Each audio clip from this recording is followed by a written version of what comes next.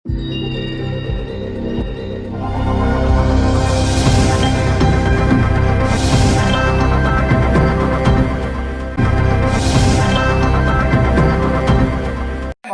సంబంధం ఉంటుందా? సో ఈ సంబంధాలన్నింటినీ కూడా ఇంటర్డీ కాన్సెప్ట్ ఆఫ్ లాలో ఇతను వివరించడం జరిగిందన్నమాట. వివరించాడంటే ఇంకొకటి నెక్స్ట్ ఏంటంటే nature of legal system. So nature of legal system ఎట్లా ఉంటుంది చెప్పండి మనకి. సో ఇతనికి ఇన్ ద కాన్సెప్ట్ ఆఫ్ లాలో ఇతను ఏం చెప్తాడంటే, సో ఇతను కాన్షియస్లీ అనాలిసిస్ అంటే చాలా డీప్గా ఇతను అనాలిసిస్ చేస్తాడు the concept of social rule అనేది. సో సొసైటీలో ఈ రూల్ కాన్సెప్ట్ ఆఫ్ లా అనేది ఎట్లా ఇంప్లిమెంట్ అవుతుందని చెప్పేసి ఇతను డీప్గా స్టడీ చేస్తాడనమాట. అంతేకాకుండా ఇతను ఏం చేస్తాడంటే సొసైటీలో ఆల్రెడీ సో లీగల్ రూల్స్ ఉన్నాయి, నాన్ లీగల్ రూల్స్ ఉన్నాయి. సో ఈ ఏం చేస్తాడంటే ఈ try to distinguish between the rule governed behaviour and from the habitual behaviour. So rule governed behaviour అంటే ఏంటంటే, సో ఏదైతే లీగల్ రూల్స్ ఉన్నాయో లీగల్ రూల్స్ ప్రకారంగా ఎవరైతే సొసైటీలో వ్యక్తులు బిహేవ్ చేస్తారో సో దాని నుంచి ఏది సెపరేట్ చేయాలంటారు? ఇండివిజువల్ బిహేవియర్ ఏదైతే ఉంటుందో మన సొసైటీలో, సో జనరల్గా మన సొసైటీలో ఎట్లా బిహేవ్ చేస్తామో సో దాన్ని సెపరేట్ చేయాలి అని చెప్పేసి మాట్లాడతాడు. సో దాన్ని సెపరేట్ చేయాలంటాడు. ఇంకోటి ఏంటంటే లీగల్ రూల్స్ ఉంటాయి కదా, సో లీగల్ రూల్ నుంచి నాన్ లీగల్ రూల్స్ని కూడా మన ఈ కాన్సెప్ట్ ఆఫ్ లాలో ఇతను సెపరేట్ చేయడం అనేది జరుగుతుంది. ఒకటి, సో ఏదైతే గవర్నర్డ్ బిహేవియర్ అంటే so as per the rules ప్రకారంగా సొసైటీలో మనం ఎట్లా ఉండాలి సో అనేది విధానం ఒకటైతే, వ్యక్తిగతంగా మనం మామూలుగా ఏ విధంగా ఉంటాము సో దాని నుంచి దీన్ని సెపరేట్ చేయాలంటాడు. ఇంకొకటి ఏంటంటే సో లీగల్ రూల్స్ ఏవైతే సొసైటీలో ఎగ్జిస్ట్ అయ్యి ఉన్నాయో ఆ లీగల్ రూల్స్కి నాన్ లీగల్ రూల్స్కి మధ్య ఉన్నటువంటి సో డిఫరెన్స్ని కూడా ఇతను సెపరేట్ చేయాలని చెప్పేసి ఈ యొక్క కాన్సెప్ట్ ఆఫ్ లాలో చెప్పడం జరుగుతుంది. అంతేకాకుండా ఇతను ఎప్పుడైనా మోరల్ రూల్స్కి లీగల్ రూల్స్కి ఎప్పుడు కూడా కంపేర్ చేస్తూ ఈ కాన్సెప్ట్ ఆఫ్ లాలో మాట్లాడుతూ ఉంటాడు అన్నమాట. సో మాట్లాడుతుంటే బిహేవియర్స్ ఉంటాయి కదా సొసైటీలో వ్యక్తుల మధ్యనటువంటి బిహేవియర్స్, సో ఇవన్నీ కూడా ఏంటంటే ఈ కాన్సెప్ట్ ఆఫ్ లాలో ఇతను చెప్పడం జరిగింది. సో అట్లా చెప్తూ ఏం చేస్తాడంటే ఈ సొసైటీ గురించి ఏంటంటే కొన్ని రూల్స్ అండ్ రెగ్యులేషన్ ఇతను స్టడీ చేసి సొసైటీలో లీగల్ రూల్స్కి, సొసైటీలో ఉన్నటువంటి నాన్ లీగల్ రూల్స్కి, సొసైటీలో లీగల్ బిహేవియర్ ఏ విధంగా ఉండాలనే దాని మీద, సొసైటీలో ఇండివిజువల్ బిహేవియర్ ఏ విధంగా ఉంటుంది అనే దాని మీద ఇతను పూర్తిగా డీప్గా స్టడీ చేసి ఏం చేశాడంటే సో కాన్సెప్ట్ అనే దాన్ని తయారు చేసి ఒక బుక్లో రాసి సో అందులో కూడా ఏంటంటే కైండ్స్ ఆఫ్ రూల్స్ అనే దాన్ని అతను తెలియజేయడం జరిగింది. కైండ్స్ ఆఫ్ రూల్స్ అనే దాని గురించి కూడా ఇతను మాట్లాడతారు. సో ఈ కైండ్స్ ఆఫ్ రూల్స్లో ఇతను ఎన్ని రకాల రూల్స్ చెప్తాడంటే 2 రకాలైనటువంటి రూల్స్ని ఇతను చెప్పడం జరుగుతుంది. So according to the rules of obligation and distinguish from the other rules అంటే ఒక రూల్ నుంచి ఇంకొక రూల్ని ఏ విధంగా సెపరేట్ చేయాలి, ఒక రూల్ నుంచి ఇంకొక విధంగా రూల్స్ ఏ విధంగా సెపరేట్ చేయాలనే దాని మీద ఇతను కైండ్స్ ఆఫ్ రూల్స్ని 2 విధాలుగా చెప్పడం జరిగింది. ఒకటి ఏంటంటే ప్రైమరీ రూల్స్, ఇంకొకటి ఏంటంటే సెకండరీ రూల్స్ అంటాం. సో ప్రైమరీ రూల్స్లో ఏముంటాయి? సో ప్రైమరీ రూల్స్లో ఏముంటాయంటే సో సొసైటీలో ప్రైమరీ రూల్స్లో సొసైటీలో మెంబర్స్ ఉంటారు. సో ఈ మెంబర్స్ మీద సో డ్యూటీ కూడా ఇంపోజ్ చేస్తారు. చేయటం అంటే దాని అర్థం ఏంటి? So all the society members are enjoyed by the rights enjoy చేస్తారు. రైట్స్తో పాటు వాళ్ళకి ఏముంటుంది ఆల్రెడీ డ్యూటీ కూడా ఇంపోజ్ చేస్తారు. అంటే సొసైటీలో ప్రైమరీ రూల్స్లో నువ్వు ఎలా బ్రతకాలి, ఏ విధంగా ఉండాలి, ఏం చేయాలి అని చెప్పేసి చెప్తారు. సో ఎలా బ్రతకాలి, ఏ విధంగా ఉండాలనేది మనకు ఉన్నటువంటి రైట్స్ని బట్టి ఉంటుంది. సో ఏం చేయాలి, ఏం చేయకూడదు and what to do, what not to do అంటే సొసైటీలో ఏ విధంగా ఉండాలి, ఏ విధంగా బ్రతకాలి, సొసైటీలో ఒక గౌరవప్రదమైన వృత్తులు ఏ విధంగా ఉండాలని చెప్పేసి రూల్స్ అండ్ రెగ్యులేషన్ మనకు చెప్తాయి. ఎట్ ది సేమ్ టైం ఏం చేయాలనేది కూడా కొన్ని మనకు చెప్తాయి. ఇంకోటి కొన్ని ఏం చేయకూడదు, సొసైటీలో మన మనుషులకు ఉన్నప్పుడు ఏం చేయకూడదు అనే రూల్స్ అండ్ రెగ్యులేషన్స్ కూడా ఉంటాయి. సో దాన్ని దేనికని చెప్తాడంటే ప్రైమరీ రూల్స్ కింద చెప్తాడు ఇతను. సో ఇతను ఏం చెప్తాడంటే ప్రైమరీ రూల్స్ ఏంటంటే ఏం చేయాలి, డూ టు థింగ్స్ ఏం చేయాలి, ఏం చేయకూడదు, సొసైటీలో ఏ విధంగా ఉండాలి, సో ఏ రూల్స్ని ఏ విధంగా మనం పాటించాలనేవి ఇవన్నీ కూడా దేంట్లో చెప్తాడు అంటే ప్రైమరీ రూల్స్లో చెప్తాడు. సో ప్రైమరీ రూల్స్లో చెప్తాడు. సో ప్రైమరీ రూల్స్ని ఏమంటాడంటే ఇతను బేసిక్ రూల్స్ అని కూడా అంటాడు. So primary rules also known as basic rules అంటారు. అంటే బేసిక్ రూల్స్ అంటే ఈ బేసిక్ రూల్స్ ఎక్కడ ఉంటాయి, ప్రతి వ్యక్తికి సమాజంలో అందుబాటులో ఉంటాయి. సమాజంలో ఒక వ్యక్తి గౌరవప్రదంగా నడవడానికి, గౌరవప్రదంగా బ్రతకడానికి, ఒక మంచి హుందాతనంతో జీవించడానికి కావాల్సినటువంటి ఈ రూల్స్ అండ్ రెగ్యులేషన్స్ అన్నీ కూడా ఈ సొసైటీలో ఉంటాయి. ఈ సొసైటీ రూల్స్ అండ్ రెగ్యులేషన్తో పాటు కొన్ని డ్యూటీస్ కూడా అతని మీద ఇంపోజ్ చేయడం జరుగుతుంది. ఆ డ్యూటీస్ ఏంటంటే ఏది చేయకూడదు, ఏది చేయకూడదు అనే దాన్ని డ్యూటీ అంటాం, ఏం చేయకూడదు అనేది కూడా డ్యూటీస్ కూడా ఇంపోజ్ చేయబడతాయి. సో వాటిని ఏమంటారంటే ప్రైమరీ రూల్స్ అంటాడు. సో ప్రైమరీ రూల్స్ అంటే ఎవరు, ఇతను ప్రైమరీ రూల్స్ కంపల్సరీగా ప్రతి ఒక్కళ్ళు కూడా ఎంజాయ్ చేస్తారు. At the same time duty ప్రతి ఒక్కళ్ళ మీద ఇంపోజ్ చేయబడుతుంది. సో ఆ డ్యూటీ ప్రకారంగా ప్రతి ఒక్కళ్ళు కూడా ఏం చేయకూడదని చెప్పేసి వాళ్ళు ఇది చేస్తారు. సో దాన్ని ఏమంటే basic rules or primary rules అంటారు. సో రెండోది ఏంటంటే సెకండరీ రూల్స్ అంటారు. సో సెకండరీ రూల్స్ అంటే ఏంటి, సో ఇప్పుడు ఇక్కడ చెప్పండి. Suppose for example whoever కొంచెం ఒకసారి ముందు ప్రైమరీ రూల్స్లో whoever violates the primary rules in the society so they must punish according to the existing laws అన్నాం అనుకోండి. సో ఇప్పుడు మనం ఉన్నాం, సో మనకి ప్రైమరీ రూల్స్ ఉన్నాయి. ప్రైమరీ రూల్స్ ఏంటి, సో మన సొసైటీలో లీగల్ రూల్స్ అన్నీ ఉన్నాయి. సో ఏమి కూడా మనం తప్పు అనుభవించడానికి రైట్స్ ఉన్నాయి, డ్యూటీస్ కూడా ఉన్నాయి. డ్యూటీస్ ఏంటి, ఏవి కూడా మనం రూల్స్కి అగెనెస్ట్గా మనం చేయకూడదు, అది మన విధి. సపోజ్ మనం ఎప్పుడైనా ఎవరినైనా మర్డర్ చేసామనుకోండి, సో మర్డర్ చేస్తే ఏమవుతుంది అది, సో రూల్స్కి విరుద్ధమా, రూల్స్కి అనుకూలమా, విరుద్ధం కాబట్టి దీనికి ఏంటి పనిష్మెంట్ ఏంటి, సో దేని బేసిస్ కింద పనిష్మెంట్ ఇస్తాం, దేని బేసిస్ కింద పనిష్మెంట్ ఇస్తాం సార్, లీగల్ రూల్స్ని బేస్ చేసుకుని పనిష్మెంట్ ఇస్తాం.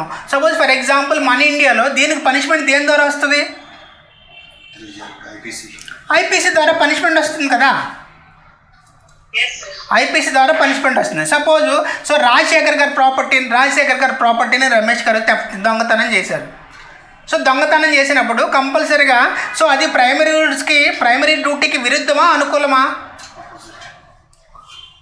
ఆబ్వియస్లీ ఇట్ ఇస్ ఆపోజిట్ ఏంటి సార్,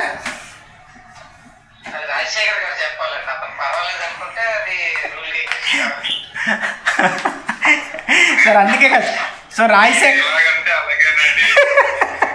ఇప్పుడు రాజశేఖర్ గారు ఇవ్వలేదు కదా సార్, రాజశేఖర్ గారు పర్మిషన్ లేకుండా మీరు తీసుకెళ్ళిపోయారు. సో దాన్ని అప్పుడు ఏం చేస్తామండి, మనం కంపల్సరీగా సివిల్ సూట్ వేసి మనం తెచ్చుకుంటాం. అంటే జనరల్గా ఏం లేదు సార్, ప్రైమరీ రూల్స్ అంటే సొసైటీలో ఎగ్జిస్ట్ అయ్యి ఉన్నటువంటి ప్రతి ఒక్కరికి రైట్స్ ఉన్నాయి, డ్యూటీస్ కూడా ఉన్నాయి. సో ఆ డ్యూటీస్ని కానీ రైట్స్ని కానీ ఎవరు వైలేట్ చేసుకున్నా సరే ఎగ్జిస్టింగ్ ఉన్నటువంటి చట్టాల ద్వారా వాళ్ళు పనిష్ చేయబడతారు. సో దాన్ని ఏమంటారంటే ప్రైమరీ రూల్స్ కింద ఇతను చెప్పడం జరుగుతుంది. ప్రైమరీ రూల్స్ కింద చెప్పడం, సపోజ్ క్రిమినల్ లా కావచ్చు, లేదా టార్ట్స్ కావచ్చు, ఏదైనా కావచ్చు. సో సెకండరీ ఈ రూల్స్ ఎవరు క్రియేట్ చేశారు, వ్యవస్థ సిస్టమ్ ఏదైతే ఉందో సిస్టమ్ ద్వారా మనకు వచ్చినటువంటి రైట్స్ అవి. సో కాన్స్టిట్యూషన్ ద్వారా మనకు వచ్చినటువంటి రూల్స్ అండ్ రెగ్యులేషన్స్ అవి. సో సెకండరీ రూల్స్లో ఏమవుతుందంటే, సో సెకండరీ రూల్స్ అంటే ఏం చెప్పండి, ప్రైమరీ రూల్స్ అంటే గవర్నమెంట్ రూల్స్ అండి. సో సెకండరీ రూల్స్ అంటే సో లేదంటే ప్రైమరీ రూల్స్ అంటే పబ్లిక్ రూల్స్ అండి, సెకండరీ రూల్స్ అంటే ప్రైవేట్ రూల్స్ అంటే పర్సనల్ రూల్స్ అంతే, ప్రైవేట్ రూల్స్ అంటే సో ఇద్దరు ప్రైవేట్ వ్యక్తుల ద్వారా వచ్చేటువంటి రూల్స్నే సెకండరీ రూల్స్ అంటారు. సో మన లాలో ఈ సెకండరీ రూల్స్ అనేవి లాలో ఏ దాట్ల మీద వస్తాయి చెప్పండి. సో మన లా చదువుకున్నప్పుడు వెరీ ఫస్ట్లో చెప్తాను, పబ్లిక్ లా, ప్రైవేట్ లా అంటాం. సో కాన్స్టిట్యూషన్ లా ఇదే పబ్లిక్ లా, ఇండియన్ పీనల్ కోడ్ ఇదే పబ్లిక్ లా, కాంట్రాక్ట్ ఇదే ప్రైవేట్ లా. కాంట్రాక్ట్ ఇదే ప్రైవేట్ లా అంటే ఏమవుతుంది, ఇప్పుడు కాంట్రాక్ట్ కేసు ఎప్పుడవుతుంది, ఇద్దరు ప్రైవేట్ పర్సన్స్ మధ్యన ఇద్దరు ప్రైవేట్ వ్యక్తుల మధ్యన ఏదైనా అగ్రిమెంట్ జరిగినట్లయితే ఆ అగ్రిమెంట్ని ఐదర్ పార్టీ బ్రీచ్ చేసినట్లయితే ఇంకొక పార్టీకి ఎవరైతే బ్రీచ్ చేశారో ఆ పార్టీ మీద సూ చేసే రైట్ ఉంటుంది. సూసైడ్. సో ఆ విధంగా అంటే ప్రైవేట్ వ్యక్తులు లేదంటే ప్రైవేట్ సంస్థలు కల్పించేటువంటి రూల్స్ని ఏమంటారంటే సెకండరీ రూల్స్ అంటారంట. అర్థమైందా సార్ రాజశేఖర్ గారు? సో ప్రైవేట్ వ్యక్తుల ద్వారా వచ్చేటువంటి రూల్స్ని ఏమంటారంటే ఈ సెకండరీ రూల్స్ అంటారన్నమాట. సెకండరీ రూల్స్ అంటారు. సో జనరల్గా ఇవి ప్రైమరీ రూల్స్ అంటే already existing rules. These are the public rules. So private secondary rules అంటే ప్రైవేట్ వ్యక్తుల ద్వారా వచ్చేటువంటి రూల్స్ని ప్రైవేట్. ఇంకా చూడండి, ఇంకా చెప్పండి, ఇంకా ప్రైవేట్స్ ఏమంటే family law is private law, public law? Family law. So contract కావచ్చు, మ్యారేజ్ కావచ్చు, విల్ కావచ్చు, డెలిగేషన్ లెజిస్లేషన్ కావచ్చు. సో ఇవన్నీ కూడా ఏంటంటే ఇవన్నీ కూడా ప్రైవేట్ లాస్ కింద వస్తాయి. సో ఇవన్నీ డిస్ప్యూట్స్ వల్ల వచ్చేటువంటి కొత్త రూల్స్ ఏవైతే ఉంటాయో వాటినే సెకండరీ రూల్స్ అంటారు సార్. సో ఈ విధంగా జరిగేటువంటి వ్యక్తుల మధ్యన జరిగేటువంటి డిస్ప్యూట్స్ ఉంటాయి, వాటి నుంచి వచ్చేటువంటి కొత్త రూల్స్ ఉంటాయి కదా. సో ఆ రూల్స్ని ఏమంటారంటే సెకండరీ రూల్స్ అంటారు. సో ఈ సెకండరీ రూల్స్ని ఏమంటారంటే మరలా 3 కేటగిరీలుగా చెప్పడం జరిగింది. ఒకటి rule of education, rule of change and rule of recognition అంటారు. సో ఇక్కడ చూడండి, ఇక్కడ ఇంకొక మాట ఉన్నది. ఇప్పుడు చూడు, ఇండియన్ కాన్స్టిట్యూషన్లో 7th షెడ్యూల్ ఏముంటాయంటే సో డివిజన్ ఆఫ్ పవర్స్ ఉంటాయి. సో డివిజన్ ఆఫ్ పవర్స్ 3 ఉంటాయి. సో ఇక్కడ ఏంటంటే union list, state list, concurrent list అంటే యూనియన్ జాబితా, స్టేట్ జాబితా, కాంకరెంట్ జాబితా. అంటే పవర్స్ అనేవి అంటే దానికి సెపరేట్ చేయబడతాయి కానీ ఒకదానికొకటి ఇంటర్లింక్ అనేది ఉంటుంది. ఇప్పుడు చెప్తాను చూడండి.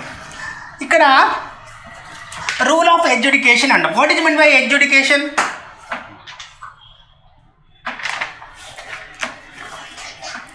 ఎడ్యుకేషన్ అంటే ఏంటి చెప్పండి sir?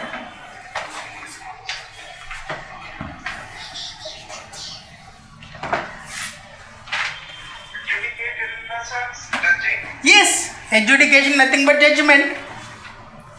So education nothing but judgement అంటే సెకండరీ రూల్స్లో జడ్జిమెంట్. ఇప్పుడు సెకండరీ రూల్స్లో జడ్జిమెంట్ వస్తాయి. ఈ జడ్జిమెంట్స్ అంటే మనం ఏమంటాం, ప్రిసిడెంట్స్ అంటాం కదా. సో ఇక్కడ చూడండి, ప్రిసిడెంట్స్ అంటాం. ఈ రూల్ ఆఫ్ ఎడ్యుకేషన్ ఏంటంటే, so for example our Indian supreme court ఉంది. So our Indian supreme court, so according to the article 32, సో ఆర్టికల్ 32 డైరెక్ట్గా ఏంటంటే ఏదైనా విషయం మీద సుమోటోకి ఇంటర్ఫీర్ అవ్వచ్చు, లేదంటే మన పిల్ అయినా మనం వేయచ్చు.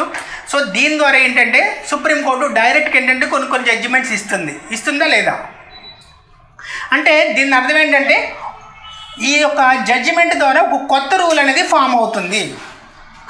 కొత్త రూల్స్ అనేవి ఎడ్యుకేషన్ ద్వారా ఏంటంటే కొత్త రూల్స్ అనేవి ఫామ్ అవుతాయి. ఆ కొత్త రూల్స్ దేని కిందకు వస్తాయి? సెకండరీ రూల్స్ కింద వస్తాయి. అంటే ఆర్టికల్ 32 కావచ్చు, లేదంటే ఆర్టికల్ 131, 132, 133, 134 ఇవన్నీ ఏంటంటే సుప్రీంకోర్టుకు ఉన్నటువంటి సో ఒరిజినల్ జ్యూరిడిక్షన్స్ అంటారు, అప్పీలేట్ జ్యూరిడిక్షన్స్ అంటారు. అప్పీలేట్ జ్యూరిడిక్షన్ అంటే కింద కోర్టుల నుంచి పై కోర్టులకు వచ్చే వాటిని అప్పీలేట్ అంటారు. ఒరిజినల్ జ్యూరిడిక్షన్ అంటే డైరెక్ట్గా సుప్రీంకోర్టు తీసుకోవడం.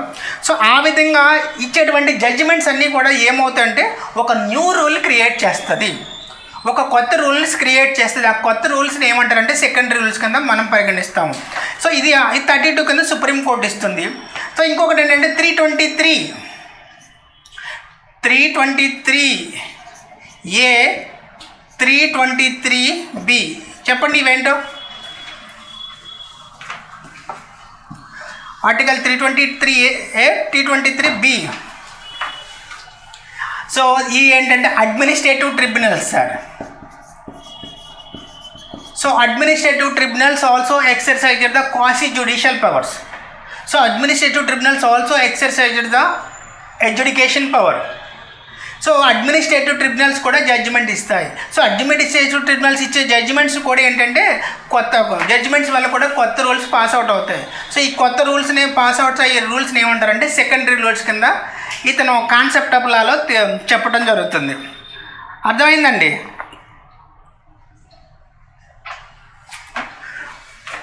సార్ రమేష్ గారు అర్థమైందా? సో రూల్ ఆఫ్ ఎడ్యుకేషన్ అంటే ఏవైతే ఉన్నతమైనటువంటి కోర్టులు ఉంటాయో, ఉన్నతమైనటువంటి కోర్టులు ఇచ్చే జడ్జిమెంట్స్ ఏవైతే ఉంటాయో ఆ జడ్జిమెంట్స్ కూడా కొత్త రూల్ తయారవుతున్నాయి. కొత్త రూల్ అంటే ఆల్రెడీ ఎగ్జిస్టింగ్ రూల్స్ ఉన్నాయి. ఏంటి? So primary rules are existing rules. So కొత్త రూల్స్ ఎలాగొస్తున్నాయి? కోర్టులు జడ్జిమెంట్ ఇవ్వడం వల్ల కొత్త రూల్స్ వస్తున్నాయి. సో ఇంతకు 1978 ముందు పిల్ అనే కాన్సెప్ట్ లేదు, పబ్లిక్ ఇంట్రెస్ట్ లిటిగేషన్ అనే కాన్సెప్ట్ లేదు.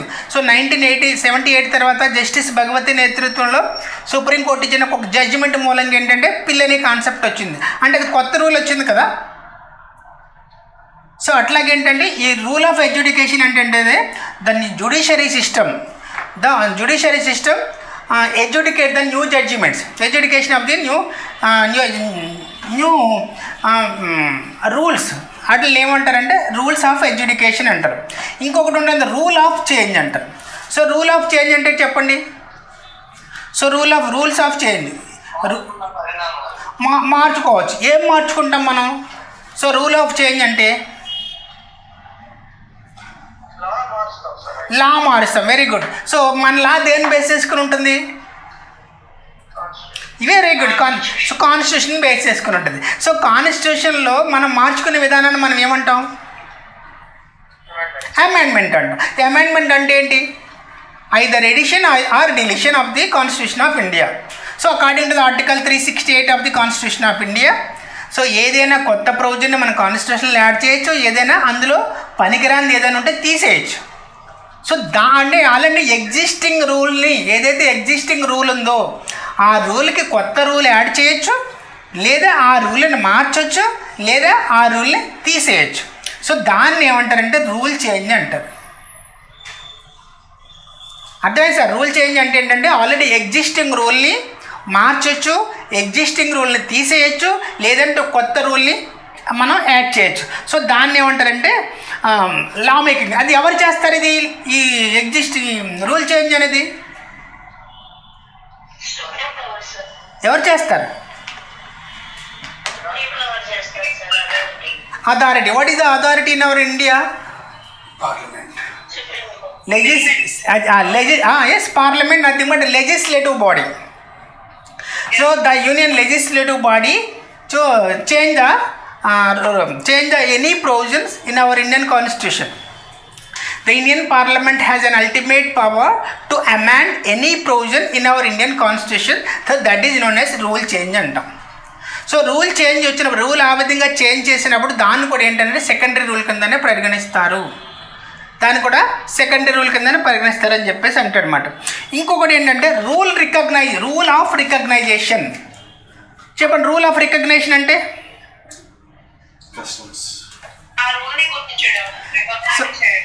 సో రూల్ ఆఫ్ రికగ్నైజేషన్ అంటాం. రూల్ ఆఫ్ రికగ్నైజేషన్ అంటే ఇండియాలో బొచ్చుడు రూల్స్ ఉన్నాయి, బొచ్చుడు చట్టాలు ఉన్నాయి, బొచ్చుడు రూల్స్ ఉన్నాయి. సపోజ్ మీరు ఎన్విరాన్మెంటల్ లా చూసుకుంటే బొచ్చుడు యాక్ట్స్ ఉంటాయి కదా, చాలా యాక్ట్స్ ఉంటాయి. ఫారెస్ట్ యాక్ట్ ఉంటుంది, వాటర్ యాక్ట్ ఉంటుంది, తర్వాత ఎయిర్ యాక్ట్ ఉంటుంది, ల్యాండ్, ఇవన్నీ యాక్ట్స్ అన్నీ ఉంటాయి. ఇవన్నీ యాక్ట్లు అంటే ఏంటి? చట్టాలే కదండి, ఇవన్నీ లాసే కదా. ఈ లాస్ వచ్చినప్పుడు ఏంటంటే సో ప్రతి లా కూడా, ప్రతి చట్టము కూడా ఇంకొక చట్టాన్ని రికగ్నైజ్ చేయాలి. ప్రతి చట్టము ఇంకొక చట్టాన్ని రికగ్నైజ్ చేయాలి, ప్రతి చట్టము ఇంకో చట్టాన్ని గుర్తించాలి. అలాగే తప్ప ఏ చట్టము ఇంకొక చట్టాన్ని ఎన్క్రోచ్ చేయకూడదు. ఇప్పుడు కొత్త చట్టం ఇప్పుడు రూల్ చేంజ్ అవుతుందండి. రూల్ చేంజ్ చేసినప్పుడు ఏదైనా ప్రొవిజన్ యాడ్ చేస్తున్నాడండి, యాడ్ చేసేటప్పుడు ఆల్రెడీ ఎగ్జిస్టింగ్లో ఉన్నటువంటి లాని ఎన్క్రోచ్ అవ్వకూడదు కదా. సపోజ్ దిశ యాక్ట్ చేశారు, సో దిశ యాక్ట్ చేసినప్పుడు ఏంటంటే దిశ యాక్ట్ దేనికి లోబడి చేయాలి?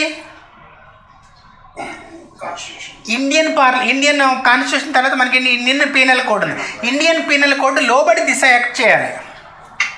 అంతే తప్పించి దిశ యాక్ట్ ఇష్టం వచ్చినట్టుగా డ్రాప్ చేస్తే సో దిశ యాక్ట్ ఇండియన్ పీనల్ కోడ్కి కాంట్రాస్ట్ అవ్వకూడదు. సో దిశ యాక్ట్ కనుక ఇండియన్ పీనల్ కోడ్ కాంట్రాస్ట్ అయిందంటే దిశ యాక్ట్ ఇన్వాలిడ్ అవుతుంది. కాబట్టి ఏంటంటే రూల్ ఆఫ్ రికగ్నైజేషన్ అంటే ప్రతి చట్టము, ప్రతి రూలు కూడా ఇంకొక రూల్ని రికగ్నైజ్ చేయాలి, ప్రతి చట్టము ఇంకొక చట్టాన్ని రికగ్నైజేషన్ ఉండాలి, గుర్తింపు అనేది ఉండాలి, ప్రాముఖ్యత అనేది ఇవ్వాలి, ఏ రూల్ ఇంకొక రూల్ని ఎన్క్రోచ్ చేసే విధంగా ఉండకూడదు అని చెప్పేసి దీని యొక్క భావన. సో వీటిని ఎందులో పెట్టాడంటే ఇతను సెకండరీ రూల్స్ కింద ఇతను పెట్టడం జరిగింది. సో అదే అండి ఇతను చెప్పింది ఏంటంటే, సో కాన్సెప్ట్ ఆఫ్ లాలో మరలా ఒకసారి చెప్తాను వినండి. సో ఇంట్రడక్షన్ ఏంటంటే కాన్సెప్ట్ ఆఫ్ లాలో ఏం లేదండి, సొసైటీ ఉంటుంది మనకి. ఈ సొసైటీలో రూల్స్ అండ్ రెగ్యులేషన్స్ ఉంటాయి. ఈ రూల్స్ అండ్ రెగ్యులేషన్స్ ఎవరి కోసం ఉంటాయి? సొసైటీలో ఉన్నటువంటి మనుషుల యొక్క ప్రవర్తనని మంచిగా మార్చడం కోసం రూల్స్ అండ్ రెగ్యులేషన్స్ ఉంటాయి. సో ఈ రూల్స్ అండ్ రెగ్యులేషన్స్ దాన్ని లీగల్ రూల్స్ అంటాం. సో ఈ లీగల్ రూల్స్ వల్ల ఏంటంటే సొసైటీలో వ్యక్తి యొక్క ప్రవర్తన బాగుపడుతుంది. ఈ లీగల్ రూల్స్తో పాటు ఇంకేం చేస్తాయి లీగల్ రూల్స్? సో భవిష్యత్తు తరాలకు అతను ఏ విధంగా నడుచుకోవాలనేది, అంటే వ్యక్తి యొక్క బిహేవియర్ని కూడా కంట్రోల్ చేస్తూ ఉంటుంది. అంటే ఒక మంచి మార్గంలో నడిపించడానికి ఈ లీగల్ రూల్స్ అనేవి ప్రయత్నం చేస్తూ ఉంటాయి. అంతేకాకుండా ఈ సొసైటీలో ఉన్నటువంటి ఈ లీగల్ రూల్స్తో పాటు నాన్ లీగల్ రూల్స్ కూడా ఎగ్జిస్ట్ అయ్యి ఉంటాయి సొసైటీలో. సో నాన్ లీగల్ రూల్స్ ఉంటాయి, లీగల్ రూల్స్ ఉంటాయి. సో నాన్ లీగల్ రూల్స్ ఎప్పుడు కూడా ఒకటి మిక్స్ అయిపోయే ఉంటాయి. సో మిక్స్ అయిపోయి ఉంటాయి. నాన్ లీగల్ రూల్స్ అంటే ఏం చెప్తాం? ఏవైతే tradition, ethical values, morals, customs ఏవైతే ఉంటాయి, ఇవన్నీ కస్టమరీ లాస్ ఏవైతే ఉంటాయో, కస్టమరీ ట్రెడిషన్స్ ఏవైతే ఉంటాయో వాటిని ఏమంటారంటే నాన్ లీగల్ రూల్స్ అంటారు. సో ఈ రెండాటి గురించి ఇతను మాట్లాడతాడు అనమాట. అంటే కాన్సెప్ట్ ఆఫ్ లా అనేది ఎలా డెవలప్ అయిందంటే the relationship between the morality and the law. అంటే మొరాలిటీకి లాకి రిలేషన్షిప్ అనేది ఉంది. సో ఇవన్నీ ఎక్కడ స్టార్ట్ అయినాయి? సొసైటీలో స్టార్ట్ అయినప్పుడు సో మొరాలిటీ కాన్సెప్ట్ ఎప్పుడు కూడా ఈ లా మీద ఇన్ఫ్లుయెన్స్ చేస్తూ ఉంటుంది. ఈ రెండాటిని ఒకదానికి సెపరేట్ చేసి మనం చూడలేము అని చెప్పేసి ఇతను ఈ కాన్సెప్ట్ ఆఫ్ లాలో చెప్పడం జరుగుతుంది. సో అంతేకాకుండా ఇతను ఏం చేస్తాడు? ఇతను ట్రై చేస్తాడు ఏంటి? ఈ concept of Lalo so legal రైట్స్ని legal duties నుంచి ఇండివిజువల్ డ్యూటీస్ని సెపరేట్ చేయగలమా, అట్లాగేంటంటే లీగల్ ప్రవర్తన నుంచి వ్యక్తిగత ప్రవర్తనని వేరు చేయగలమా అనేది కూడా ఈ కాన్సెప్ట్ ఆఫ్ లాలో ఇతను ట్రై చేస్తాడు. సో ఇంకొకటి అండి ఇతని గురించి చెప్పాలంటే ఇతను ఏంటంటే బ్రిటన్లో ఒక ఆక్స్ఫర్డ్ యూనివర్సిటీలో ఒక ప్రొఫెసరు. ఇతను చాలా బ్రిటన్ దేశంలో చాలా ఫేమస్ అయినటువంటి వ్యక్తి, జూరిస్ప్రుడెన్స్లో ప్రొఫెసరు. ఇతను ఏంటంటే 4-5 పుస్తకాలు కూడా రాశాడు. ద కాకసెస్ ఆఫ్ లా ఒకటి, ద కాన్సెప్ట్ ఆఫ్ లా ఒకటి, ఇట్లాంటి పుస్తకాలు ఇతను రాయడం జరిగింది. సో ఈ పుస్తకాలు ఏంటంటే ఫేమస్ అయిన బుక్ ఏంటంటే కాన్సెప్ట్ ఆల్ అనే బుక్. ఈ కాన్సెప్ట్ ఆల్ అనే లాలో ఈ నేచర్ ఆఫ్ లీగల్ సిస్టమ్ అనేది ఎలా డెవలప్ అయిందని చెప్పేసి ఇతను చెప్పడం జరుగుతుంది. So nature of legal system ఎలా డెవలప్ అయిందని చెప్తాడు. ఈ సొసైటీ నుంచే ఈ లా డెవలప్ అయింది. ఈ సొసైటీలో మొరాలిటీ కాన్సెప్ట్ ఏదైతే ఉందో, సో ఈ మొరాలిటీని ఈ లా అనేది సో ఇంటర్లింక్డ్. ఈ లీగల్ రూల్స్ అన్నీ కూడా సొసైటీలో ఉంటాయి. సో అదే సొసైటీలో ఈ మోరల్ రూల్స్ కూడా ఉంటాయి. ఈ మోరల్ రూల్స్, లీగల్ రూల్స్ అన్నీ కూడా ఎగ్జిస్టెన్స్ అయిపోయి ఉంటాయి. కాబట్టి ఏంటంటే ఇట్లాంటి ఒకదానికొకటి రిలేషన్షిప్ అయితే ఉంటుంది అని చెప్పేసి ఇతను చెప్పడం జరుగుతుంది. సో అట్లా చెప్పిన తర్వాత ఏంటంటే ఈ యొక్క రూల్స్, సొసైటీలో ఉన్నటువంటి రూల్స్ని ఇతను 2 రకాలైనటువంటి రూల్స్గా ఇతను డివైడ్ చేస్తాడు. ఒకటి ప్రైమరీ రూల్స్, 2 సెకండరీ రూల్స్ అంటారు. సో ప్రైమరీ రూల్స్ అంటే ఏంటి? Existing rules. ఇప్పుడు మనం ఏమైతే సొసైటీలో మన రూల్స్ అండ్ రెగ్యులేషన్స్ మనం అనుభవిస్తున్నామో, సో ఆ రూల్స్ అండ్ రెగ్యులేషన్స్ మనం అనుభవిస్తూనే సో ఏ డ్యూటీస్ అయితే మనం ఒబే అయి ఉంటామో, ఏదైతే చేయకూడని పనులు అయితే మనం చేయకూడదని సొసైటీ భావిస్తుందో, చట్టం భావిస్తుందో, అవన్నీ కూడా ఆ రూల్స్ అన్నీ కూడా ప్రైమరీ రూల్స్ కింద తీసుకుంటారు. సో ఎవరైనా సరే ప్రైమరీ రూల్స్ని ఒబే చేసి డ్యూటీ సక్రమంగా చేయనట్లయితే, ప్రైమరీ రూల్స్కి వ్యతిరేకంగా ఎవరైనా బిహేవ్ చేసినట్లయితే so they are also punished according to the existing laws. ఏవైతే చట్టాలు ఉంటాయో ఆ చట్టాల ప్రకారంగా పనిష్ అవుతాడు. ఒక రకంగా చెప్పాలంటే public laws. So public laws ద్వారా మనకు కొన్ని లీగల్ డ్యూటీస్ వస్తాయి, లీగల్ రైట్స్ వస్తాయి. సో ఆ రైట్స్ని మనం సక్రమంగా మనం అనుభవిస్తాం, ఆ డ్యూటీస్ని సక్రమంగా మనం నెరవేరుస్తాం. సో మన డ్యూటీని మనం సక్రమంగా నెరవేర్చకుండా సో ఎవరికైనా ఇబ్బంది కలిగే విధంగా మనం బిహేవ్ చేసినప్పుడు కంపల్సరీగా ఆ ఎఫెక్ట్ మనం అనుభవించి తీరాలి. సో దాన్ని ఏమంటారంటే ప్రైమరీ రూల్స్ అంటారు. So example Indian penal code కావచ్చు, సిఆర్పిసి కావచ్చు, ఇవి టాట్స్ కావచ్చు ఇవన్నీ. తర్వాత ఇంకొకటి సెకండరీ రూల్స్ అంటారు. సో సెకండరీ రూల్స్ ఎట్లాగ వస్తాయంటే, సో ప్రైమరీ రూల్స్ అనేది చట్టంలో లీగల్గా వస్తాయి. సెకండరీ రూల్స్ ఎట్లాగ వస్తాయంటే, సో వ్యక్తుల మధ్య జరిగేటువంటి సంఘటనల మూలంగా కొన్ని రూల్స్ అనేవి ఏర్పాటు అవుతాయి. వాటిని ఏమంటారంటే సెకండరీ రూల్స్ అంటారు. సో మనం సింపుల్గా చెప్పాలంటే, సో ప్రైవేట్ వ్యక్తుల మధ్య జరిగేటువంటి డిస్ప్యూట్స్ కావచ్చు, లేదంటే ఏదన్నా డిస్ప్యూట్స్ కావచ్చు, తగాదాలు కావచ్చు, ఇంకోటి కావచ్చు. సో వాటి ద్వారా ఏమైనా ఆ వివాదాల ద్వారా ఏర్పడినటువంటి కొత్తగా ఏమైనా రూల్స్ వస్తే వాటిని ఏమంటారంటే సెకండరీ రూల్స్ అంటారు. సో జనరల్గా ఇవన్నీ దేని మీద వస్తాయంటే మ్యారేజ్ డిస్ప్యూట్స్ వల్ల కావచ్చు, విల్ డిస్ప్యూట్స్ వల్ల కావచ్చు, ప్రాపర్టీ డిస్ప్యూట్స్ వల్ల కావచ్చు, కాంట్రాక్ట్ డిస్ప్యూట్స్ వల్ల కావచ్చు. ఇవన్నీ కూడా కొత్తగా ఉత్పన్నమైనటువంటి రూల్స్ని ఏమంటారంటే సెకండరీ రూల్స్ అంటారు. సో ఎవరిస్తారు ఈ సెకండరీ రూల్స్కి అవకాశం ఎవరిస్తారంటే ప్రైవేట్ వ్యక్తులు ఇస్తారు. ప్రైవేట్ వ్యక్తులు కావచ్చు, ప్రైవేట్ ఆర్గనైజేషన్ కావచ్చు, అంటే అదర్ దెన్ గవర్నమెంట్ ఎవరైనా కావచ్చు. సో వాళ్ళ ద్వారా ఈ సెకండరీ రూల్స్ అనేవి వస్తాయి. సో ఈ సెకండరీ రూల్ని మరలా అయితే ఏం చేశారంటే 3 రకాలుగా విభజించడం జరిగింది. ఒకటి రూల్ ఎడ్యుకేషన్, రెండోది రూల్ చేంజ్, తర్వాత రూల్ రికగ్నైజేషన్ అంటారు. సో రూల్ ఎడ్యుకేషన్ అంటే education nothing but judgements. So ఇవన్నీ రూల్ ఎగ్జిక్యూటివ్స్ని ఎవరు పాస్ చేస్తారంటే, సో ఏదైతే అత్యున్నత న్యాయస్థానం ఉందో అత్యున్నత న్యాయస్థానం పెట్టినటువంటి జడ్జిమెంట్స్ ఏమవుతాయంటే, జడ్జిమెంట్లో వచ్చినటువంటి రూల్స్ అండ్ రెగ్యులేషన్స్ ఏవైతే ఉంటాయో సో అవి కూడా ఏంటంటే సెకండరీ సోర్స్ కింద అంటారు. చూడండి, మనం సోర్స్ ఆఫ్ లాలో చూస్తాం. సోర్స్ ఆఫ్ లాలో చూసినప్పుడు ఏం చూసాం? మొదట కస్టమ్ చూసాం, తర్వాత లెజిస్లేషన్ చూసాం, తర్వాత ప్రెసిడెంట్ చూసాం, తర్వాత ఇంటర్నేషనల్ కాన్ఫరెన్సెస్ చూసాం. మీకు గుర్తుందా? మీకు సోర్స్ ఆఫ్ లాలో ఒకటి కస్టమ్ అన్నాం, 2 లెజిస్లేషన్స్ అన్నాం, 3 ప్రెసిడెంట్స్ అన్నాం, 4 ఏంటంటే ఇంటర్నేషనల్ కాన్ఫరెన్సెస్ అన్నాం. సో ఇక్కడ ఈ ప్రెసిడెంట్స్ అంటే ఏంటి? ఈ ప్రెసిడెంట్స్ దేని నుంచి వస్తాయంటే కోర్టు ఇచ్చే జడ్జిమెంట్స్ నుంచి వస్తాయి. సో కోర్టు దేట్ల మీద ఇస్తే ప్రైవేట్ వ్యక్తుల మధ్య జరిగేటువంటి సో డిస్ప్యూట్స్ వల్ల వచ్చే ఒక కొత్త రూల్ని పాస్ చేస్తుంది. ఆ రూల్స్ ఏమవుతాయంటే సెకండరీ రూల్స్ కింద పరిగణించబడుతుంది. సో మన ఇండియాలో సుప్రీంకోర్టు సో 32 అంటే 32 కావచ్చు, ఆర్టికల్ 131, 132, 133, 134 ఇవన్నీ కూడా ఏంటంటే సుప్రీంకోర్టుకు ఉన్నటువంటి పవర్స్. సో వాటి ద్వారా కొత్త రూల్స్ని ఇవ్వచ్చు. అట్లాగే ట్రిబ్యునల్స్ అయితే 323A అండ్ 323B వాటి ద్వారా కూడా కొత్త రూల్స్ని పాస్ చేయొచ్చు. సో తర్వాత ఇంకొకటి రూల్ ఆఫ్ చేంజ్ అంటే, రూల్ చేంజ్ అంటే ఆల్రెడీ ఎగ్జిస్టింగ్ ఉన్నటువంటి రూల్ని సో మార్చినప్పుడు ఎగ్జిస్టింగ్ ఉన్నటువంటి రూల్స్ ఏవైతే ఉన్నాయో అట్లా మార్చడాన్ని రూల్ చేంజ్ అంటారు. ఈ రూల్ చేంజ్ ఎవరు చేస్తారంటే లెజిస్లేటివ్ బాడీ చేస్తుంది. సో భారతదేశంలో లెజిస్లేటివ్ బాడీ ఏంటంటే పార్లమెంటు. సో పార్లమెంట్ చేయాలి. ఏ రూల్ చేంజ్ చేయాలంటే వాళ్ళు ఏ రూల్ బేస్ మీద అయితే మనం నడుచుకుంటున్నామో ఆ రూల్ మనం మార్చుకోవాలనుకున్నప్పుడు ఈ రూల్ చేంజ్ అనేది చేయాలంటాడు. సో దేని బేస్ మీద మనం నడుస్తున్నామంటే ఇండియన్ కాన్స్టిట్యూషన్ బేస్ మీద మనం నడుస్తున్నాము. సో ఇండియన్ కాన్స్టిట్యూషన్లో ఏదైనా మార్చాలనుకున్నా, లేదంటే ఏదైనా కొత్తగా యాడ్ చేయాలనుకున్నా, లేదంటే ఏదైనా తీసేయాలనుకున్నా కంపల్సరీగా మనం ఏం చేయాలంటే ఇండియన్ కాన్స్టిట్యూషన్ మనం మార్చుకోవాలి. సో అలా మార్చుకునే విధానాన్ని ఏమంటారంటే అమెండ్మెంట్ ప్రొసీజర్ అంటారు.